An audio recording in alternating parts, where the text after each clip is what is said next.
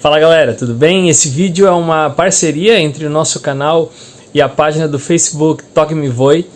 É um bate-papo sobre futebol. Essa é uma reprise que entrará no ar todas as quartas-feiras. Então não deixa de acompanhar, não deixa de seguir também. Entra lá na página do Facebook e se inscreve lá na página também. Se inscreve no nosso canal, deixa um like nesse vídeo, compartilhe e até a próxima. Boa noite, meus amigos. Mais uma noite de sexta-feira, enquanto aguardamos ansiosos pelas contratações desaparecidas de Romildo Bolzan. Nós estamos vendo que o Gauchão está correndo, a base do Inter vence, a base do Grêmio às vezes vence, às vezes perde, e é o Campeonato Gaúcho, o charmoso Gauchão. E já está conosco o Matheus Rocha, o nosso convidado. Ele que é árbitro de futebol pela CBF, pela FGF, Federação Gaúcha de Futebol, e é meu amigo de um tempo atrás, né, Matheus? Estudamos juntos lá na Escola da Brasa, era meu vizinho lá na Glória, o saudoso bairro Glória, e estamos aqui, né, para conversar, bater um papo gostoso sobre futebol e sobre a carreira dele. Matheus, vamos aproveitar aqui, então, e te apresentar aqui para a turma. Conta um pouco quem tu é e como é que foi a tua história na arbitragem, quando é que tu soube que era isso que tu queria? Então, boa noite a todos, né? O pessoal que está assistindo aí, Josias, Ricardo, que aparece aqui para mim para o vídeo, né? Então, para mim, primeiro é uma satisfação estar participando aí dessa live com vocês e enaltecer também o trabalho, né, da questão do uso da tecnologia aí para chegar nas nossas casas e poder compartilhar informações, histórias e ideias. Pois é, então, o que surgiu a história de ser árbitro de futebol, né? Hoje eu estava pensando nessa pergunta quando tu me mandou o roteiro e eu pensei o seguinte, que ninguém nasce querendo ser árbitro de futebol. Quem é que é o garoto ou até mesmo a menina, né, que agora a gente tem muitas mulheres participando do nosso meio, que chega para o pai, que chega para a mãe quando faz lá seus 18 anos, que é a idade que pode fazer o curso, chega e diz assim, eu quero ser árbitro de futebol. Pois é, não tem, é difícil, né? Então a gente costuma dizer que a arbitragem, ela nos escolhe. Tu tem que gostar de futebol, tu tem que entender futebol e tu tem que ver que o futebol vai muito mais do que um passe, do que um chute, do que um gol. Então, como é que surgiu essa história na arbitragem? Eu, desde criança, eu sempre tentei jogar futebol, né? A gente tenta, a gente vai tentando, a gente enrola. E óbvio que chegou um ponto que eu vi que eu não ia conseguir, não ia dar muito certo, né?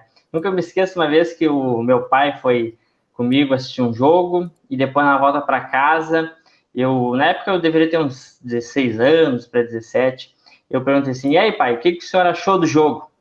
Aí ele me olhou e disse assim, meu filho, quem sabe tu não vai estudar, não vai fazer uma faculdade, formar uma família, um concurso público. E eu, na época, te confesso que eu não entendi direito, né? Mas hoje eu vejo que eu entendi mesmo o que ele queria dizer.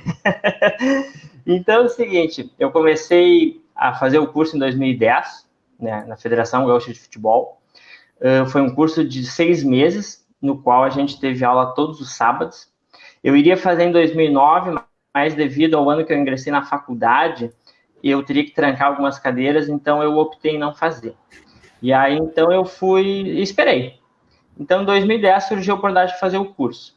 Fui lá, me inscrevi, aí a gente paga uma inscrição e depois tem as nossas mensalidades, né? Sim. Então, muitos meus pais me ajudaram, porque na época eu fazia estágio, então eu pagava uma parte, meus pais completavam outra parte, e assim a gente ia indo.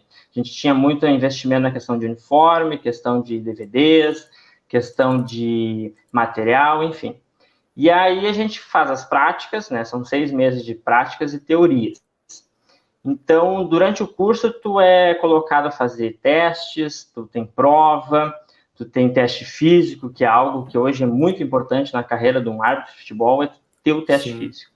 O teu preparo físico, ele é essencial na carreira. A gente costuma dizer que um árbitro de futebol é formado em 3 pilares, né? O pilar físico, que é os treinos, que é musculação, que é manutenção. O pilar técnico, que é as regras do jogo, né? Que o futebol é regido por 17 regras, Então, a gente tem que dominar essas regras, e aí eu coloco a minha função de assistente, né, no qual a nossa especialidade é a regra 11, que é a regra do impedimento, e também depois tem o pilar emocional, que é a questão de família, questão de como lidar com as situações, questão de o erro, questão do acerto, isso aí também acompanha a carreira de um árbitro de futebol. Então, quando eu fiz o curso, eu nem sabia o que me esperava, na verdade. E eu comento com o pessoal que me pergunta até hoje. Eu conheci a figura do árbitro de futebol de ver no futebol de várzea, de ver na televisão, de ver, enfim, em diversas áreas aí do esporte. E eu não conhecia muito bem, né? E aí na época, alguns saíram árbitro e os outros saíram assistente. E eu, no caso, saí assistente. E aí foi indo, aí eu entrei num primeiro jogo, nunca me esqueço, em 2011 eu comecei a apitar. E aí fui na bandeira, né, que aqui a gente costuma dizer, vai pra bandeira. E ali eu comecei, e aí fui indo, fui galgando, e aí hoje eu vou dizer que hoje a função de árbitro de futebol para mim é a materialização de um sonho que começou lá quando eu era jovem, quando eu queria fazer parte do esporte, e hoje eu posso dizer que eu me sinto realizado. Que legal, cara, que história de vida, né? A gente tá com o Ricardo também, que é treinador de futebol, tá entrando o Robert Tyson, cada dia ele me vem com uma, cara. Cada dia ele me vem com uma. Já tá aqui com a gente o Roberto Matos também. E o Ricardo ele tem uma história interessante também, né, Ricardo? Porque tu foi pro lado da educação física, né? Faculdade de Educação Física, e depois pro lado mais de campo mesmo, né? Também o Ricardo é treinador. Já deixa a tua pergunta aí, Ricardo. Já que começamos a live aqui, já estamos aqui conhecendo a história do Matheus. Faz a tua pergunta aí pro Matheus, tu que tá do outro lado, né? Ele tá lá apitando e tu tá treinando o time. Eu tinha, na verdade, duas perguntas em uma aí pro Matheus. Claro. Primeiro que ele comentou da questão que estava fazendo faculdade, né? Se direcionando para uma profissão além da arbitragem. Então, qual seria essa outra profissão? E em relação a isso, a pergunta para ti é o seguinte: o futebol ele está se profissionalizando cada vez mais, assim, ó, sempre se fala, hoje não só nas 4 linhas, mas também muita questão hoje que a gente fala que está um pouco atrás lá de fora, que os dirigentes ainda são amadores, então como são hoje os maiores clubes contratando dirigente já capacitado para isso e tal, e me parece que a arbitragem no Brasil ela caminha meio que no contraponto disso, assim, porque vocês têm que se virar nos 30 assim, para arbitragem. E a gente que está ali nas 4 linhas, a gente sabe como é importante te dedicar, porque assim, o tempo do jogo em cada função é diferente. O atleta tem a sua velocidade de raciocínio de jogo, mas o técnico também tem que ter, saber a hora certa de trocar o time e tal. E para o árbitro também, né? Tá calejado um bandeirinha no tempo do impedimento e tal. O quanto tu acha que profissionalizar nisso, que eu digo assim, de o árbitro ser contratado realmente, não ganhar por jogo, o quanto tu acha que isso ia diminuir os problemas com a arbitragem, assim, de falhas humanas que todo mundo tem, né? Mas vocês estão mais expostos a esse tipo de erro, assim. Sim. Pois é, então, Ricardo. Então, respondendo a tua primeira pergunta, na época eu fiz faculdade de História, sou formado em licenciatura em História, e aí hoje eu não trabalho mais na área, hoje eu sou servidor público, na área de segurança pública, numa cidade da região metropolitana de Porto Alegre, eu sou guarda municipal. Então, para tu ver que a nossa carreira dentro da arbitragem, ela já começa aí, tu tem que ter uma profissão paralela. Hoje, por exemplo, se tu for viver de arbitragem, é difícil. Tu conseguiria? Não vou dizer que não, consegue, só que é difícil. Então, eu como sempre tive uma segunda profissão, independente do que eu for fazer, e paralelo a isso eu apitava, então eu tinha sempre o meu trabalho e a arbitragem, e hoje é a mesma coisa. Com relação à profissionalização, que tu falaste bem ali, é um tema bem polêmico, ainda mais no Brasil, né? Eu estava dando uma olhada aí, Josias, que em Portugal os árbitros FIFA eles já são contratados pela Federação Portuguesa para apitar. Então eles vivem só da arbitragem. E um FIFA ele hoje tem condições, porque ele trabalha em diversos campeonatos, né? Brasileiro, trabalha na Libertadores, trabalha nas eliminatórias, enfim, ele roda praticamente em vários lugares da América aqui do Sul, Europa, ali o pessoal da UEFA, enfim. E a nossa realidade ela é bem diferente, né? Porque a gente trabalha e a gente se dedica e a gente apita. Então, assim, a profissionalização, ela serve para nós de uma maneira, assim, essencial. Te confesso que é o caminho, porque tu te dedica a fazer aquilo ali exclusivamente, entendeu? Então, eu posso chegar, eu posso sentar, eu posso participar de seminários, de reuniões, de simpósios, de debater regra, entendeu? De ver vídeos, de entender a gestão de pessoas, porque a figura do árbitro ali, ele envolve muitas coisas. E tu, enquanto treinador, tu sabe que muitas vezes tu tá ali conversando com o assistente e tu tá lidando com uma pessoa, com gestão, entendeu? Então, isso também a gente tem que ter. A gente tem que saber liderar, a gente tem que saber comandar a questão da partida, enfim. Então, a profissionalização, ela serve para isso, ela serve para nos ajudar a melhorar o nosso desempenho dentro do campo de jogo. Pô, realmente é muito importante isso. Realmente é muito importante. Fala, Roberto, o que tu tem aí para perguntar para o nosso convidado? Te apresenta aí também. Sabe, Matheus, que o Roberto, ele tá sempre me sacaneando, né? Teve o que aí eu falo aqui que teve aquele jogo Grêmio e Santos na Libertadores, o Grêmio tomou 4-1 do Santos, e a gente fez uma live pós-jogo, e ele entrou na live com o nome dele, Roberto Marinho. É sempre sacaneando, né? Agora ele é o Robert Tyson, né? Fala, Roberto. Uma singela homenagem aí à diretoria que está trazendo aí um menino aí, pelo que tudo indica, vai ser repatriado aí, né? Mas vamos ver como é que vai ficar. Mas é uma alegria aqui estar recebendo aí o Matheus, pelo que eu estou vendo aí, um árbitro bem jovem, né? Dessa nova geração aí que está surgindo aí. E quero desejar tudo de bom para ti, que tu não erre contra o meu time, mas se errar também não tem problema. A banca paga e recebe, como todo mundo diz, né?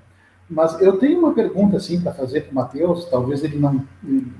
certamente já deve ter experiência nisso, já deve ter apitado com o VAR, né?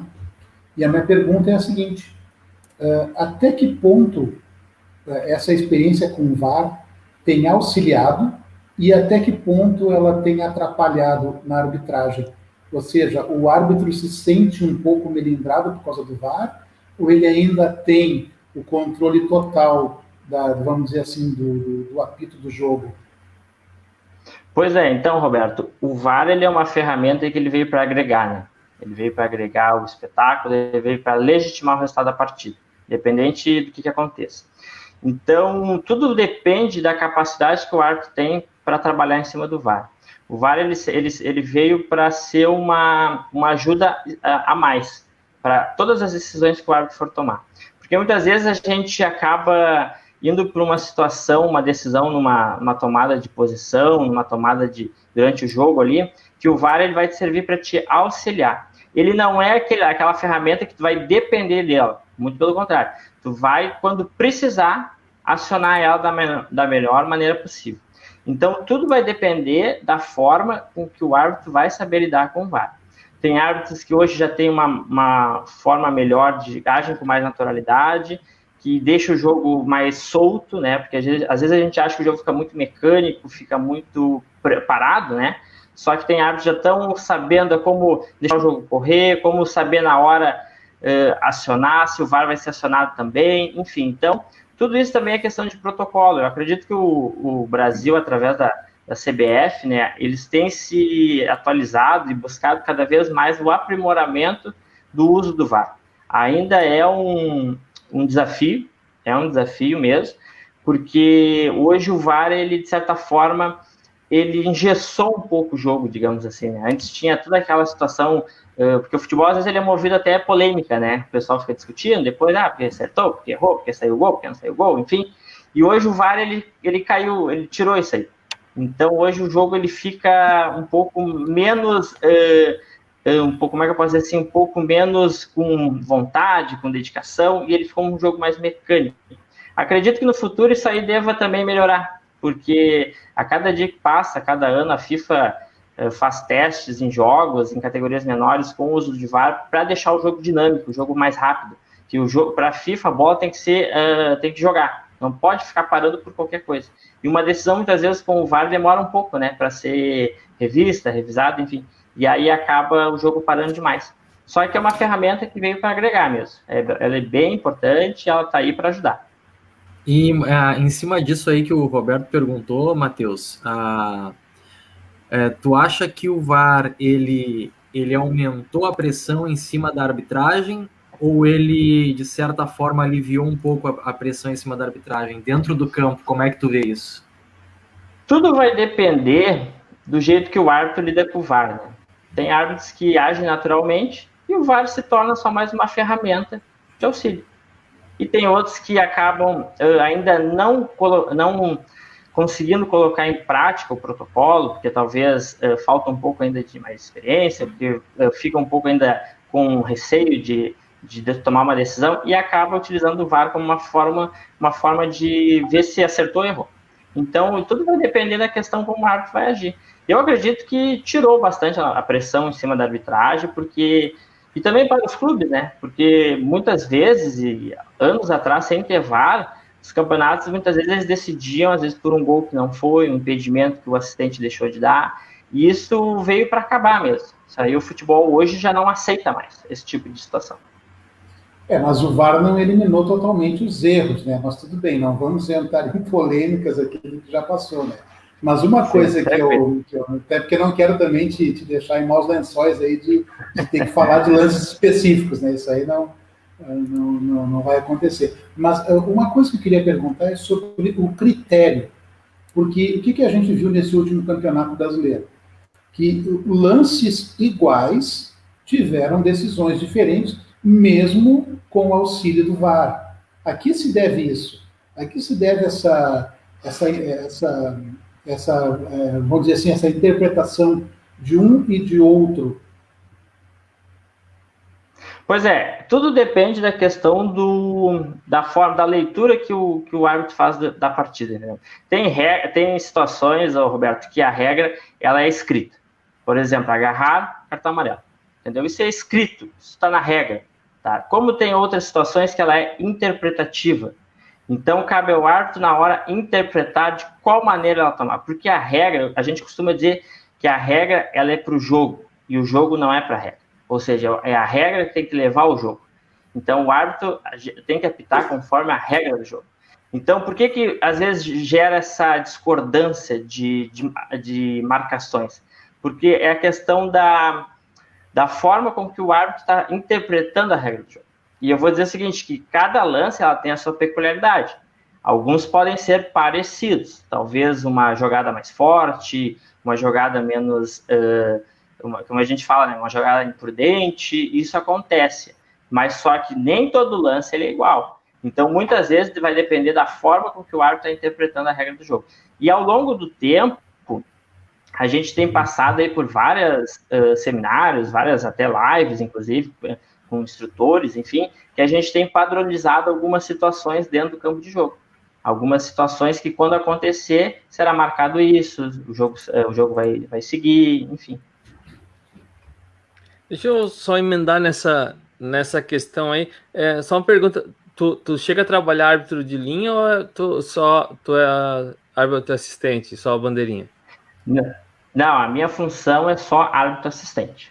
Tá. Então, em relação a isso, eu vou tirar do contexto do Brasil, que é o meu contexto, e fica menos complicado até para te responder, assim.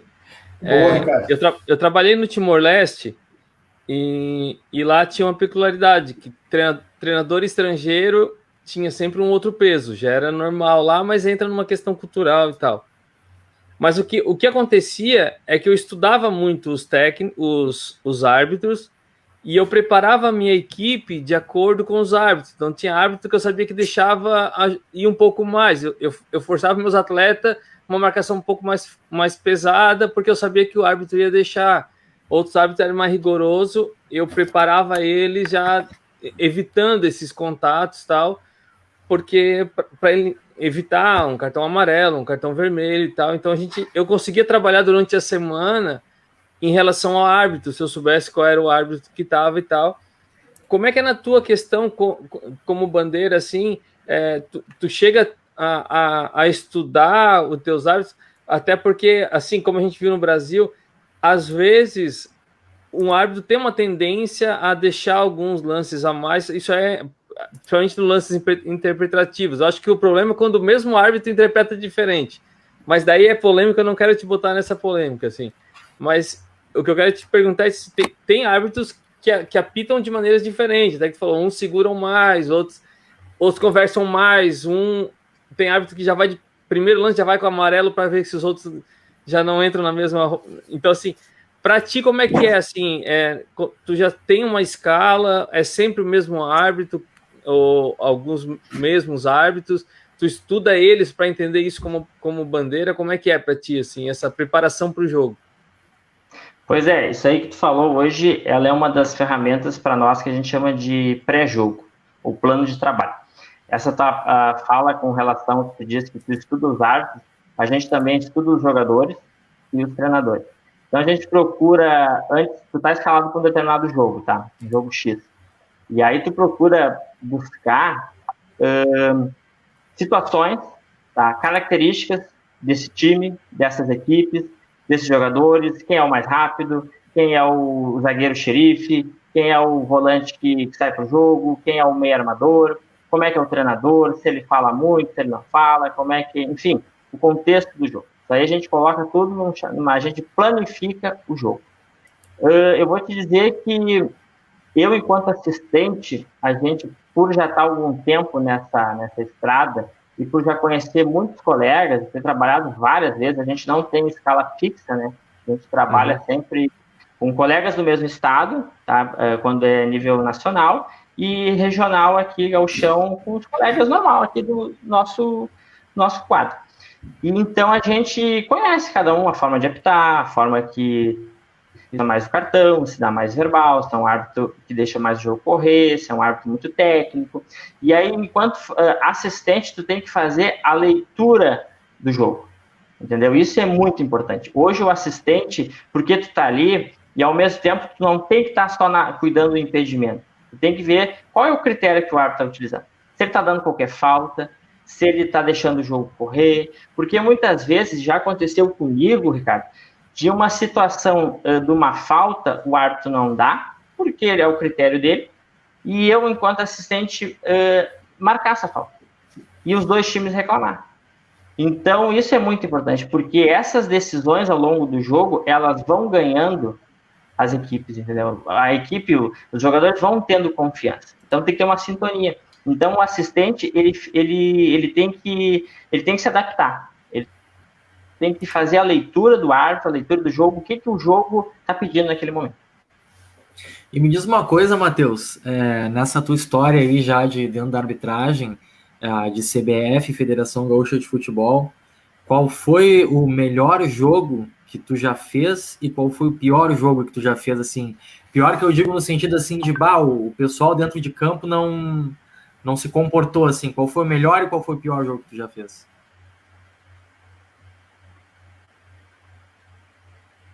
Acho que cortou teu microfone, Matheus.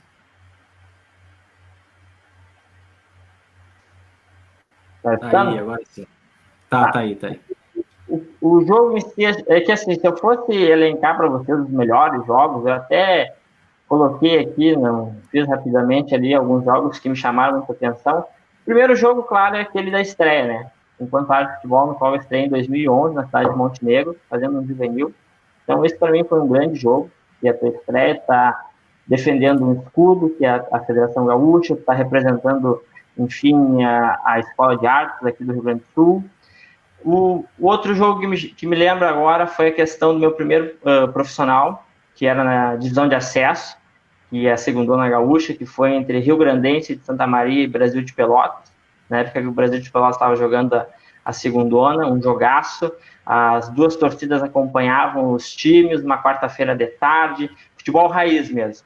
Né? Foi meu primeiro jogo profissional e isso até hoje me marcou.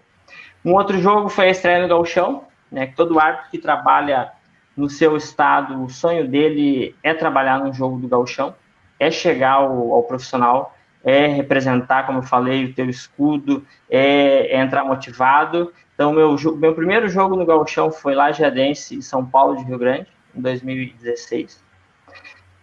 Depois, um ano depois, a minha vontade era trabalhar no jogo da dupla Grenal, né? Grêmio e Inter. Acabei trabalhando nos dois, tanto no Grêmio quanto no Inter. Vou dizer para vocês que é gratificante apitar um jogo da dupla no interior.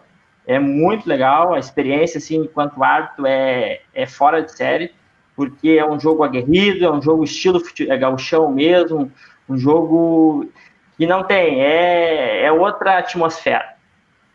Depois, a questão da CBF, né, em 2018, 2017 eu entrei, em 2018 eu fiz meu primeiro jogo profissional na Série D, que foi entre Maringá, do Paraná, e Caldense, de Minas. E aí, claro, tem um gostinho especial porque é campeonato brasileiro, né? Independente se for A, B, C ou D, é um campeonato brasileiro. É os times que jogam os seus estaduais, né? Então, aquilo ali me passou um filme na minha cabeça. Até hoje eu tenho a foto, até hoje eu tenho a súmula. Por que passa um filme? Porque desde a logística, né, da organização, da viagem, de tu te deslocar de um estado para o outro, enfim, de teus colegas aí estar sempre junto, conversando do jogo. Enfim, é o resultado daquilo que um árbitro de futebol espera. E aí eu coloquei aqui um outro jogo que me chamou muita atenção, que foi em 2019, que foi o jogo das quartas de final do Gauchão entre Internacional e Novo Hamburgo, né, uma quarta-feira à noite. Foi um jogo, para mim, digamos que a nível de campeonato, era um jogo que valia a vaga, entendeu? Se o Novo Hamburgo ganhasse, ia para a semifinal. Se o Internacional empatasse, eu ganhasse, ia para a semifinal. Então, é um jogo que valia a vaga. Diferente de um jogo de 3 pontos, entendeu? Um jogo que tu vai lá, tu trabalha, vale só 3 pontos. Mas nesse jogo tinha um gostinho de quem ganhar tá dentro, quem perder fica fora. Então, isso requer muita responsabilidade. Então, para mim, nesse jogo aí também foi um desafio, no qual a equipe de arbitragem foi muito bem, o jogo foi legitimado. E então, os jogos esses que me marcaram, teve outros, mas eu procurei citar esses que foram os mais que eu me retenho, assim, de uma maneira muito alegre.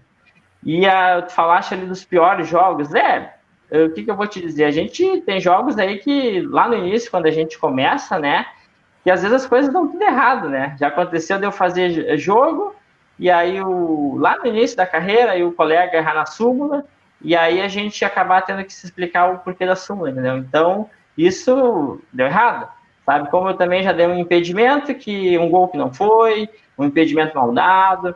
Então, isso tudo ao longo da tua carreira, assim, vai te marcando, né, de certa forma. Mas não quer dizer que aquele jogo não tenha ido mal.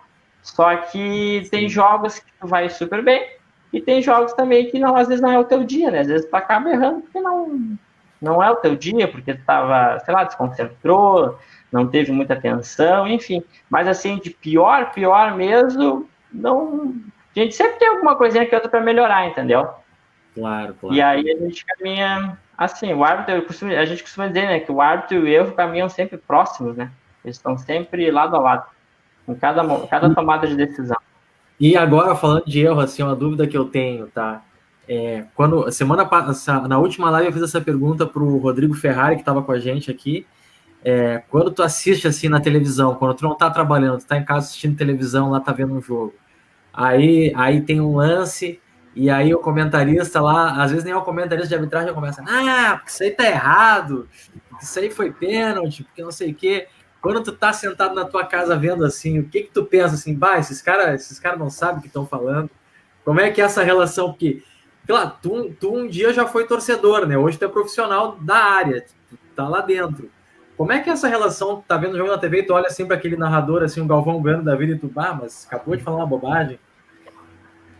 Não, o que acontece assim, né? Quando eu tô de folga, né, assistindo futebol, a gente costuma dizer, Josias, que o jogo do campo, ele não é o mesmo jogo da TV, tá? Por que isso? Porque o jogo da TV, tu tem aí contigo o replay, tu tem o delay, tu tem o pause, tu tem diversas ferramentas para tu revisar esse lance. E nós, árbitros, não, a gente só tem ali 1 milésimo de segundo para decidir se foi impedimento, se foi gol, se a bola entrou, se foi falta, se foi dentro da área, enfim, imagina. Às vezes tu toma durante o jogo mais de 150 decisões, desde um arremesso lateral até uma marcação de um pênalti. até uma expulsão de um jogador. Então, o que acontece? Quando eu escuto, às vezes, hoje em dia, os analistas de arbitragem que trabalham aí para as emissoras, eles estão bem qualificados. Eles estudam, eles correm atrás, eles estão no meio, eles conhecem, eles entendem da atualização da regra, não é algo assim mais jargão, sabe? Tinha um comentarista que dizia assim, o jogador fez uma falta e o comentarista dizia assim, alguém anotou a placa desse carro, desse caminhão? Então, esses jargões hoje não existem mais, entendeu? Então, pode ver que hoje é um comentário mais técnico, mais dentro da regra do jogo. Então, assim, algumas coisas eu concordo, particularmente concordo, aprendo, também não vou dizer que não, quando a gente está vendo o jogo, eu procuro olhar os lances, procuro ver o que vai acontecer, como é que o árbitro vai lidar na situação, como é que o assistente vai se posicionar com relação àquela situação de jogo. E aí, quando sai um comentário positivo, a gente absorve. Quando ele acaba comentando alguma coisa que passa um pouco da questão de dentro da regra e vira uma opinião um pouco indireta, de forma pública dele, né, que ele também tem o direito, a gente absorve, a gente filtra, né, o que é bom a gente absorve, o que não é a gente filtra e deixa de lado, né. Mas, enfim, vou te dizer que sempre quando eu estou em casa procuro assistir. A minha esposa até é um pouco chata com isso. Ela disse que antes ela gostava de futebol e hoje ela não gosta mais, por causa que casou com um árbitro, né, que sempre assiste jogo. Então, isso aí acabou tendo algumas situações aí que eu acabo assistindo bastante e acabo vendo que realmente, assim, hoje o analista ele está se aproximando mais das... Não vou dizer a opinião correta, pode ser que não, porque cada um tem a sua interpretação, né? Só que mais parecida dentro da regra do jogo. Ô, Matheus, em relação a isto, como é que é para vocês daí no meio, assim, as conversas internas? Porque geralmente o analista foi um ex-árbitro, né? E assim como um jogador também, às vezes tem uns jogadores que estão ali e querem falar um monte do lado pessoal do jogador que está jogando, mas ele jogou numa época que não tinha tanta câmera no campo lendo os lábios deles, que hoje qualquer coisa aparece, todo mundo sabia que os caras batiam também, faziam coisa, tentavam enrolar o árbitro, fazer o árbitro cair na jogada, e hoje eles estão lá meio que ditando regra como se eles tivessem sido os perfeitos, assim, né? E o futebol, ele só é essa paixão porque tem o erro humano, né? Na verdade, não sairia gol se o time adversário não errasse, assim. Tem sempre esse erro, e o árbitro tá nesse risco também. Mas como é que vocês lidam com isso quando esses caras que estão falando de arbitragem, eles estavam lá errando um monte também e geralmente eles foram dessa época que tinha pouca câmera no estádio, depois aumentou câmera, aumentou visão de quem tá olhando aqui de casa, e agora tem um VAR que ficou pior ainda pro árbitro, porque se ajuda no campo, é mais julgamento ainda para vocês, assim. Como é que eu ouvi, às vezes, dessas pessoas que tiveram... Porque eu, que nunca arbitrei, a gente tá falando aqui que é torcedor, xingar ou falar uma coisa do árbitro, como é que ele não viu? É uma coisa, mas quem tava ali sabe a velocidade que é de um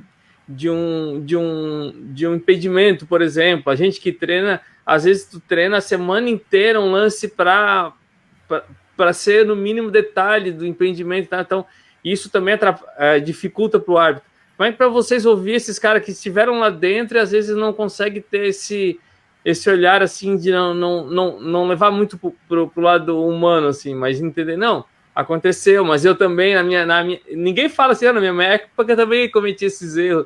Eles sempre parecem que são os donos da situação, assim. Sim.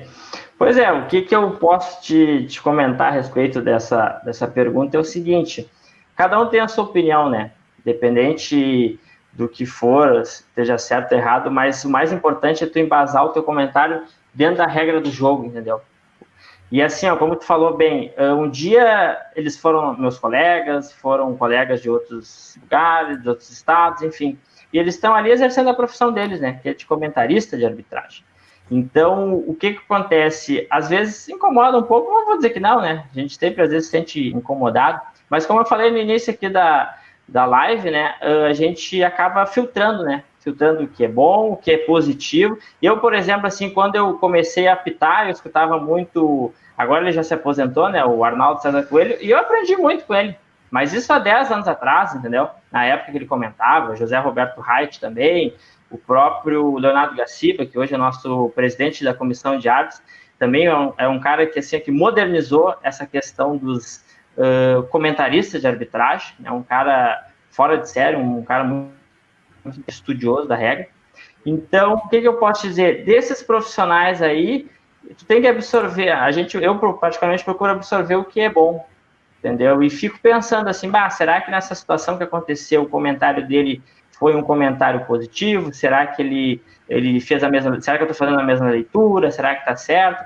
E às vezes, quando tu acaba errando e acaba vindo um comentário negativo, né, que é o que a gente procura não acontecer, a gente tem que saber lidar com o erro, né? Tem que saber lidar que ali ele está fazendo o trabalho dele, que ele está comentando, né? Infelizmente, a gente fica entre a cruz e a espada, né? A gente costuma dizer assim, que ou tu acerta, porque não faz mais o teu trabalho, né? Tu acertou porque tu fez o teu trabalho, se tu errou porque tu foi mal.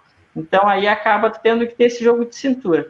Às vezes incomoda, só que aí a gente vai levando, né? Vai aprendendo a filtrar. Legal. Fala, Robert Tyson. Eu tinha uma pergunta para fazer para o Matheus, então, dentro desse contexto aí da arbitragem, né? Sim. Como ele é um árbitro assistente, o que acontece? Nesse último campeonato a gente viu várias vezes o Bandeirinha, ele notou que o atacante estava no impedimento, mas ele deixou a jogada seguir e a jogada se desenvolver para só depois, então, levantar a bandeira, né? Só que o impedimento era claríssimo, né? Por que acontece isso? Assim, tu acha que o assistente ficou um pouco mais, o assistente também ficou mais engessado em relação ao VAR? Roberto, tudo é questão de protocolo, né? Protocolo da FIFA, no qual a CBF e as federações, elas adaptam não, elas copiam, né, e aplicam aqui, é questão de protocolo. Por que de deixar o jogo correr, né? Para ver se como é que vai se desenrolar a jogada, né? Se vai sair o gol legal, se não vai sair. E aí o assistente tem que cumprir o protocolo. Não adianta, ele não pode fugir disso. Então, a gente acaba, às vezes, ficando um pouco engessado. Os colegas aí que trabalham mais seguido no VAR, acaba. Só que tudo é questão de modernização, entendeu? Não tem muito... Hoje, a gente pode parecer que está engessado. Amanhã, depois, muda-se o protocolo, muda-se a leitura de jogo, pode voltar a ser o que era antes, entendeu? De tu marcar sem esperar ter o choque entre o jogador impedido e o goleiro, que pode gerar alguma situação ruim para ambos, né? Então, tudo é questão de protocolo e melhorar essa questão do entendimento do uso do VAR com relação aos assistentes.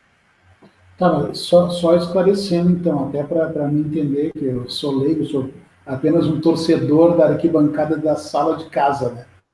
É meio fanático. Esse é meio fanático.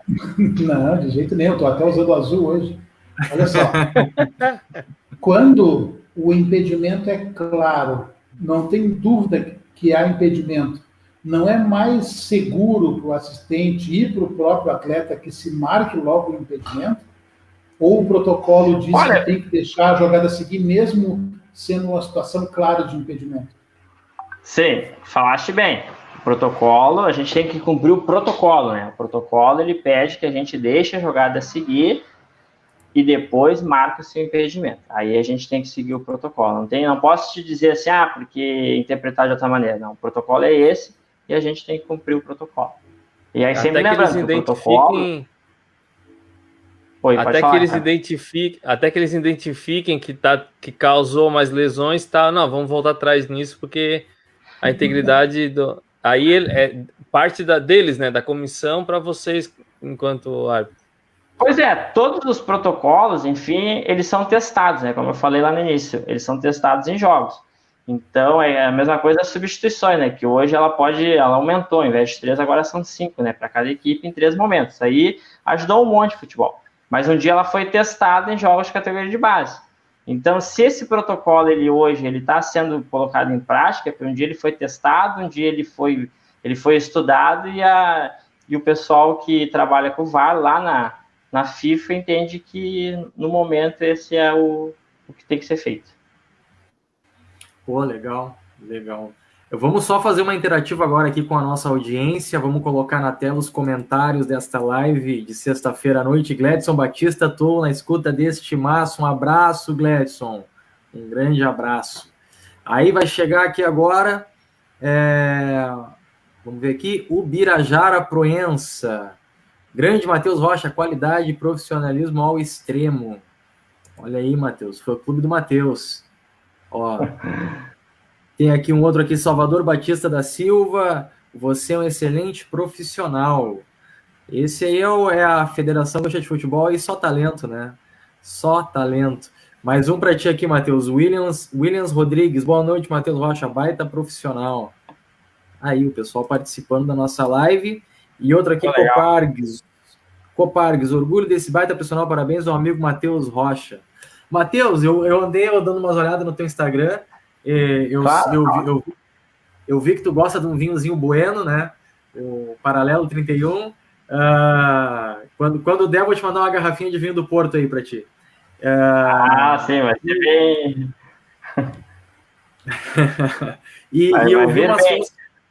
Eu vi umas fotos tuas ali com algumas personalidades da arbitragem ali, uma turma, uma galera já bem conhecida, bem rodada. Dessa turma aí que tu teve a oportunidade de conhecer aí dentro da arbitragem, quem é o mais resenha, assim, dessa turma ali? Todos têm as suas peculiaridades, né? Tem uns que são mais discretos, né? São mais na dele, o que é característica do... Porque a gente costuma dizer o seguinte, que a mesma personalidade que a gente é fora, a gente também é ao longo dentro do campo, entendeu? Tem árbitros que são mais quietos, são mais tranquilos, né? Tem outros que já gostam mais de conversar, entendeu? Posso citar alguns exemplos de alguns colegas aí, o Jean, Daniel Bins, são árbitros de ponta, que são árbitros que gostam de uma resenha, que gostam de interagir, entendeu? Tem árbitros mais sérios, que são mais na deles, entendeu? Então, tudo depende da...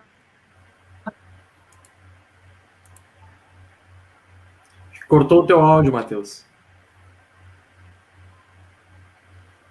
Não tô. Vocês estão ouvindo? Não. Tenta ver agora aí. Foi? Agora foi. Tá. Então, eu estava te dizendo a respeito ali da resenha ali, nós temos de tudo um pouco, entendeu? Tem colegas ali que são mais...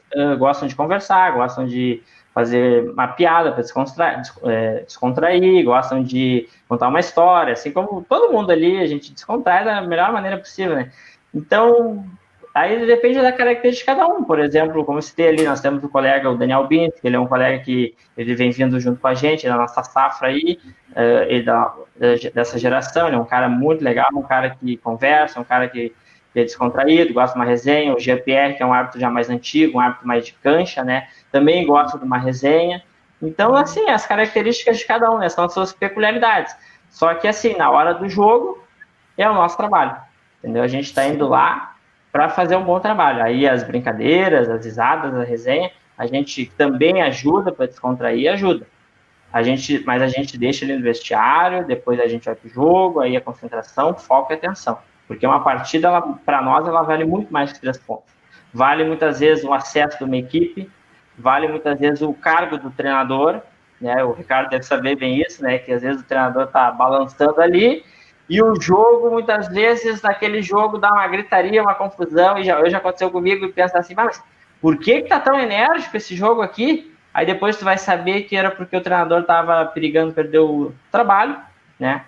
E aí acaba sendo depois acaba saindo, né? Então, a gente lida com emoções, né, durante o jogo aí também, a gente lida com serviço de muita gente, né, com emprego. Isso aí é uma coisa que me chama muita atenção, é uma coisa que eu me coloco, eu faço um processo de empatia, né, para todo mundo, desde que eu entro no estádio até quando eu saio, desde do roupeiro, desde o zelador que abre o portão, entendeu, para receber arbitragem, porque ele está recebendo, ele está trabalhando, né? Então o time dele ali, ele está dependendo daquele campeonato, e a gente tem que fazer um bom trabalho, entendeu? Então as resenhas, as brincadeiras a gente faz, só que no momento que a gente tem que ser sério, tem que ser profissional, a gente fecha a cara, né, como a gente diz, e vamos para dentro deles.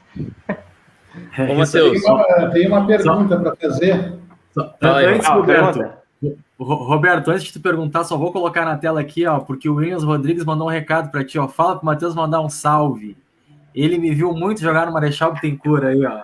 Pode mandar um Sim, salve para ele. William, Salve, William aí, jogadorzaço aí do futsal. Vai lá, Roberto. Não, uma pergunta assim que quando acontece um erro de arbitragem no primeiro tempo, no intervalo, a equipe de arbitragem fica sabendo do que aconteceu no primeiro tempo, por exemplo, um pênalti não dado, um gol mal anulado, a equipe de arbitragem fica sabendo no intervalo?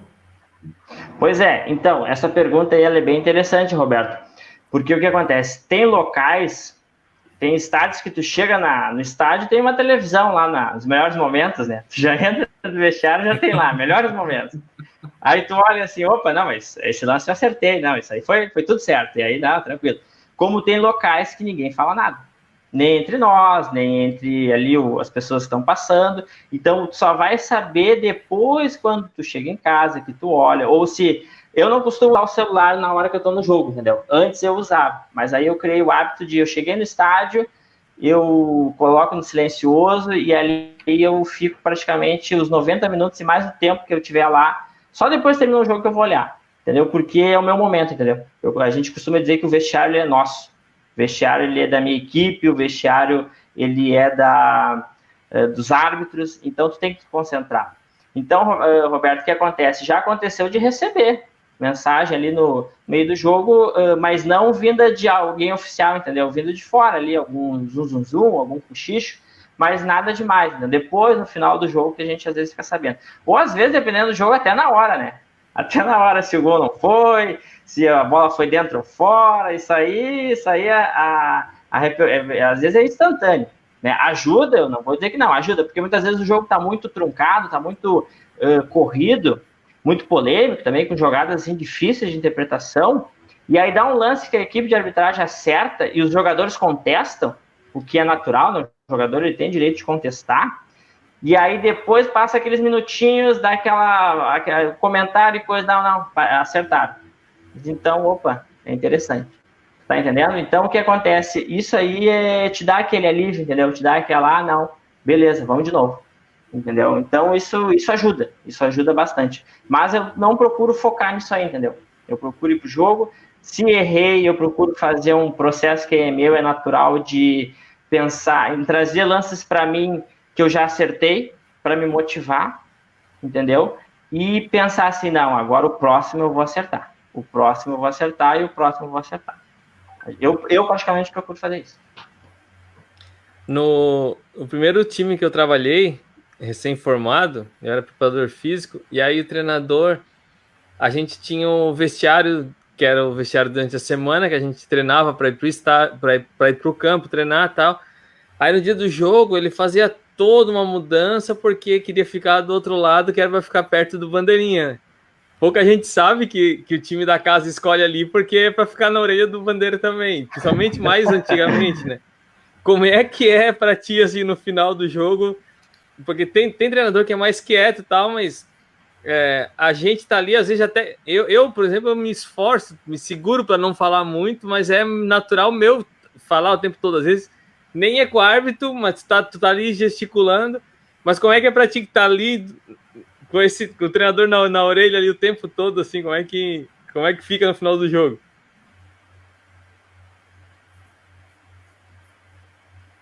Tá, teu áudio cortou. Quer abrir o microfone. Agora tá me escutando? Tá. Eu vou te dizer que essas coisas folclóricas do futebol, eu antes não gostava, mas hoje eu já comecei a olhar de uma outra maneira. E eu vou dizer que eu acho interessante, né? Por exemplo, chegar no estádio e eu já vi pena de galinha tá no campo. E eu me perguntava, mas por que isso aqui, uma pena de galinha dentro da goleira? Aí um colega meu, isso aí é para não entrar gol, certo? É a simpatia dos caras.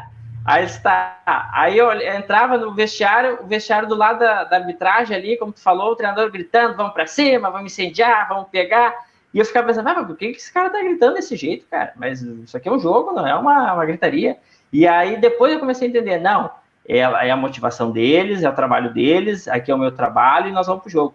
E aí ficar ali na área técnica, né, quando o treinador fica ali contigo, eu tive poucas situações que eu tive que ser muito duro com o treinador, entendeu? Até não procuro envolver muito, porque como a gente tem o quarto árbitro, e isso é uma situação, uma leitura de jogo que eu faço, o quarto árbitro tem a função dele de intermediar ali, e o assistente também, só que o assistente também foca no jogo, entendeu?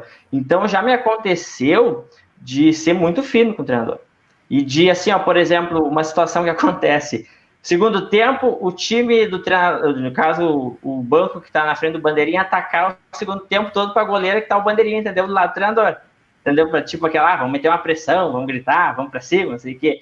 Eu vou dizer que lá no início de carreira a gente até ficava um pouco assim, será que eu errei? Não sei o quê. Hoje a gente já age com naturalidade, entendeu? Hoje a gente já tem mais firmeza nas decisões. Eu até me lembrei de uma história, de uma situação, agora tu comentou do treinador. Tinha um treinador do juvenil, que o cara era assim, ó, ele era muito de cobrar, sabe, muito taxativo, muito reclamão, e ficava incomodando, e vários colegas já tinham tido problema com ele. E eu pensei comigo assim, como é que naquele jogo eu tava do lado dele, né, era o assistente 1, e eu pensei comigo, como é que eu ia me entender com esse cara, né, como é que eu ia trabalhar de uma maneira que fosse bom para todos. Aí ele, carrancudo, assim, uma cara fechada, eu olhei o nome dele na súmula antes, eu vi alguns jogos, o nome dele era, se não me engano, era Edson Santos. Aí eu cheguei até ele, e ele tinha um apelido. Eu cheguei até ele, e aí quando ele veio falar comigo, professor, bom jogo, eu disse assim, bom jogo pro senhor Edson Santos. Chamei ele pelo nome. Aí ele me olhou e pensou assim, mas nem a minha avó me chamava pelo meu nome, sim pelo meu apelido. Pronto, a partir dali, o cara, assim, ó, comigo foi um cara super educado. E aí eu disse assim para ele no final, olha, educação a gente vai até o final sempre.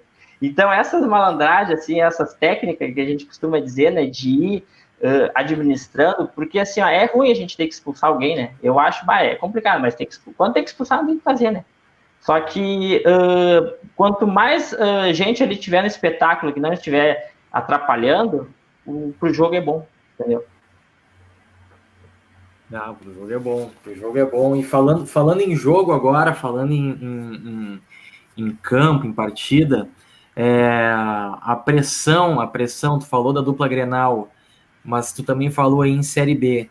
O que tem mais pressão? Campeonato Paulista não, desculpa, Série B ou o Campeonato Gaúcho estadual? O que tu acha que tem mais pressão ali, que o pessoal tá com o nervo mais à flor da pele? Aqui o nosso regional, aqui. Nosso regional, porque uma que a gente é daqui da aldeia, né? A gente costuma dizer aldeia, né? A gente é daqui, né? Tu vai ali no São Leopoldo, no Aimoré, tu vai em Novo Hamburgo, tu vai em Pelotas, tu convive, tu vai na dupla Grenal, tu vai no São José, então tu é daqui. Tu faz parte aqui dessa aldeia. E aí é a proximidade, entendeu? Ser próximo aos jogadores, à comissão, a tudo que envolve aqui o gauchão. Então, isso acaba sendo uma questão, não vou dizer que isso aí influencia, entendeu? Mas isso aí acaba sendo um motivo para deixar o jogo ali mais acirrado, entendeu? Ele mais disputado. Quando tu vai fazer um jogo de brasileiro, ele é um jogo assim que a começar que tu é de fora, entendeu? Tu é de outro estado. E aí tu pega ali o estado, por exemplo, o interior de São Paulo, o time de São Paulo, com o time lá de Minas. E tu ali gaúcho, então tu fica nesse meio termo.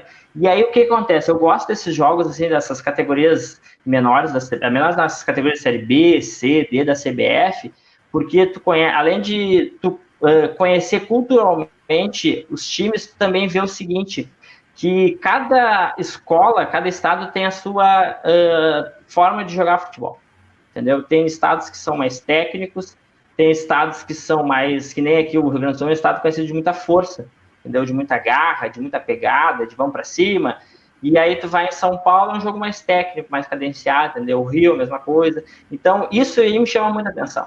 E aí tu fica intermediando. E eu vou te dizer o seguinte, a nossa escola aqui de árbitros, desde a época do pessoal ali, eu vou dizer a época do Gaciba, ali do Simon, do Voada, que foi a época que eu venho acompanhando já, né? Mas também as outras épocas se firmou uma questão dos árbitros aqui do Rio Grande do Sul ser árbitros, assim, bem sérios e competentes, porque o nosso campeonato aqui ele é muito forte.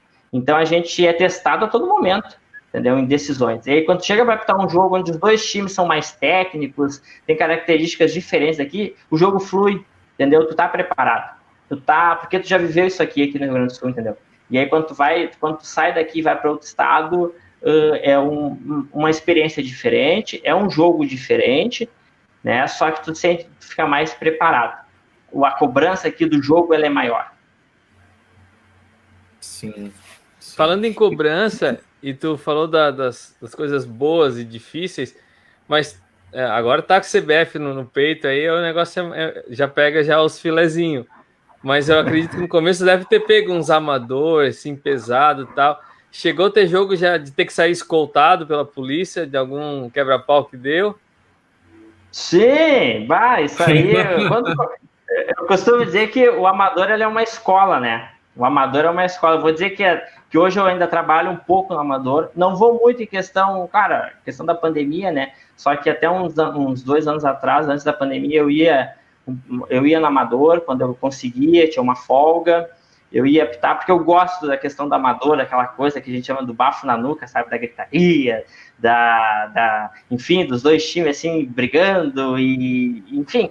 E aí, o que acontece? Mas já aconteceu de eu sair escoltado os primeiros jogos lá, que tu bate, fica tremendo. Já aconteceu uma vez de fazer um jogo aqui na região metropolitana. Na época eu tinha entrado na CBF, o responsável lá que pegou o jogo, ele botou um trio da CBF. Um trio não, o árbitro já estava saindo do quadro, eu, CBF, entrando, e uma bandeira que era do futebol amador. E eu nunca me esqueço que os dois eram um clássico da cidade, ali do municipal. E aí eles fizeram toda uma propaganda dos árbitros, aí CBF, coisa, aí está. Aí chegamos no campo, casa lotada, né, que eu costumo dizer, né, torcida, enfim. E aí eu disse assim para a menina, tu fica desse lado, eu fico no outro, que era o lado da torcida. Tá. E aí tinha dirigente lá, tudo cumprimentando e coisa, arbitragem de fora, não sei o quê. E eu fui pro lado da torcida e nisso veio um senhor nas minhas costas e disse assim, tu escuta bem o que eu vou te dizer. Tu pega esse teu escudo e essa tua bandeira e tu rasga, porque aqui tu é igual como qualquer um. Aí eu olhei assim, meu Deus, cara. Aí fiquei pensando assim, puxa vida. Aí eu disse, vamos pro jogo. E aí terminou o jogo ali, truncado, jogo pegado, meu pai. Eu fiquei pensando assim, nossa, tô um pouco, como é que é, sem a firmeza ainda, né? Porque tava voltando, mas só que essas coisas da várzea aí que eu acho legal, entendeu? Essas histórias. A várzea, como eu comentei, é uma escola. Eu aprendi, a federação, ela me poliu. A CBF, ela investiu em mim. Só que a várzea, hoje, eu aprendi, entendeu? Tu aprende a manusear uma bandeira, o árbitro aprende a apitar, tu perde o medo, entendeu? Tu, vou dar aquele pé. Às vezes, na várzea, lá, aos 45 do segundo tempo, pênalti contra a casa, e aí? E aí o árbitro vai lá e dá, sabe que se der, vai dar uma confusão, vai dar uma gritaria, tu vai sair, sabe? Se não der também, tu teve coragem, entendeu? Então, a várzea é isso, sabe? E eu não faço tanto assim, antes eu fazia mais futebol amador, porque eu gosto disso aí, entendeu? Eu gosto de estar dentro do campo de jogo. Gosto de participar, de correr, enfim, de acrescentar. Né? E a várzea, ela para mim foi assim, é um dos pilares que eu tenho hoje na minha carreira enquanto árbitro. Pô, show de bola. Já estamos chegando ao final dessa live, muito bom, bate-papo com o Matheus Rocha, árbitro da CBF, da Federação Gaúcha de Futebol. Tem um recado para ti aqui no Facebook, do João Vitor Oyarzabal, baita árbitro e grande professor de história, grande senhor Matheus, olha aí, tem aluno teu aqui, ex-aluno teu aqui, Matheus, E aí, já dentro disso, Matheus, a gente falou disso lá no início, né? Tu falou da tua relação com a tua profissão e, ao mesmo tempo, tu ser um árbitro de futebol e ter que viajar, enfim. Aí eu te pergunto o seguinte, quando é que tu dá uma folga, cara? Quando é que tu dá uma folga, assim, para sair, para passear com a nega véia? Porque tu trabalha durante a semana, né, na segurança pública, depois tu viaja fim de semana para jogo, mas quando é que tu para? Quando é que tu descansa? O árbitro descansa, não descansa? O árbitro descansa. O treinamento, o descanso, ele é um treinamento, entendeu? Eu vou te dizer que hoje, quando eu tô em casa, eu procuro, cara, nas horas vagas ali, eu procuro ficar com ela, eu procuro não fazer nada, às vezes nem assistir futebol, entendeu? Nem assistir futebol, procuro sair, às vezes, tô cansado, estressado, a gente sai, a gente vai passear, vai jantar fora, entendeu? Abre uma garrafa de vinho, a gente toma, ela é minha companheira para essas coisas, ela sempre me incentivou, sempre me motivou também, né? Hoje, eu sempre disse para ela, se hoje eu cheguei onde cheguei, ela tem uma grande porcentagem, né? Porque ela é a minha maior torcedora. Então, toda vez que eu procuro, às vezes a gente consegue conciliar uma folga boa. Hoje, por exemplo, eu estou de folga, como eu te falei, domingo eu vou trabalhar no jogo do Gauchão entre Caxias e São Luís, né? Então, ela sabe que dia de jogo eu me desconcentro, eu fico 10 horas arrumando a minha mala, sendo que eu boto 3 camisas e um calção e uma esteira, entendeu? Então, mas são coisas nossas, entendeu? Vocês aí que são da área do futebol, o Ricardo sabe muito bem, né? Que isso aí são peculiaridades nossas, entendeu? Garanto que o Ricardo, certo, já olha a planilha de novo, umas 10, 15 vezes que já olhou, eu arrumo a minha bolsa 10 vezes, olho, e esses dias mesmo arrumando eu esqueci minha toalha. Aí tive que voltar, pegar, botar a toalha, entendeu? Então, para tu ver aí, mas isso são coisas nossas, entendeu?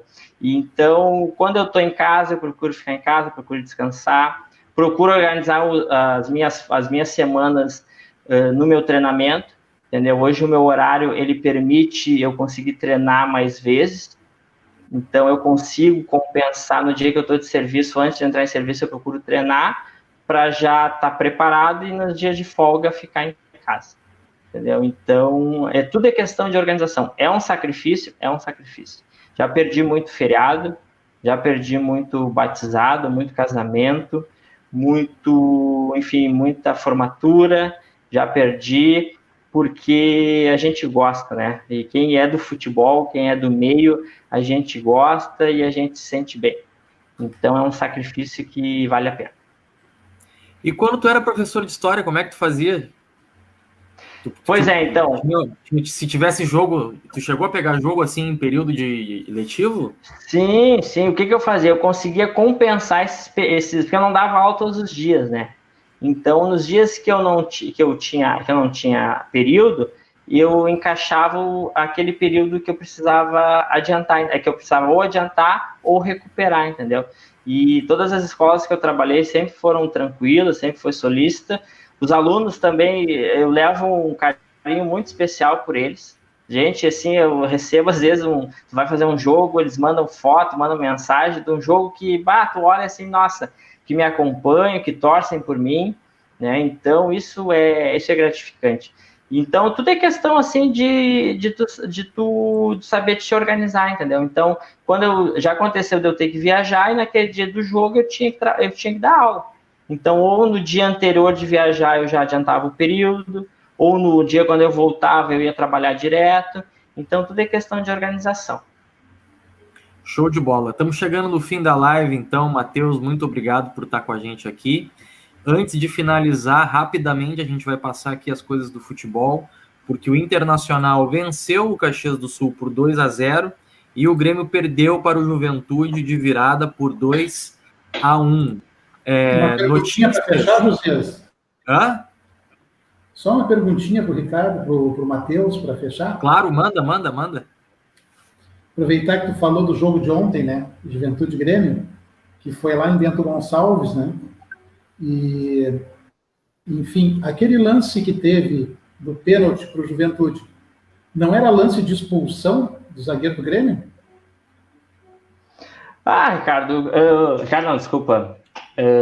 Roberto. O que eu vou te dizer, Roberto? O que eu vou te dizer, né? Tudo é questão de interpretação, né? Se eu disser que sim, posso estar certo. Se eu disser que não, tudo depende da leitura do árbitro, sabe? O árbitro que ele vai, na hora ele decidiu aquilo ali, e assim, eu vou dizer o seguinte, às vezes é complicado, mas eu enquanto árbitro, enquanto colega, e até mesmo às vezes quando estou assistindo o jogo, eu sempre fico com a decisão dentro do campo de jogo.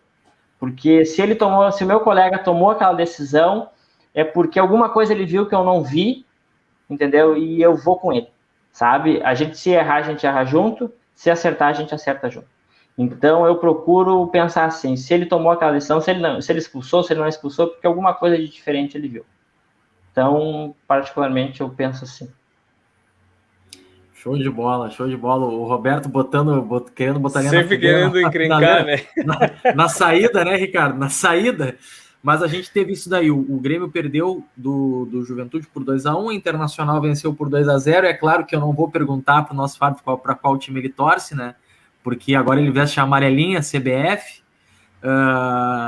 Mas o futebol, notícias, né? Porque o Internacional assinou um pré-contrato com o Tyson, que vai estar livre do seu contrato com o clube da Ucrânia, não é, Roberto? É o Shakhtar Donetsk.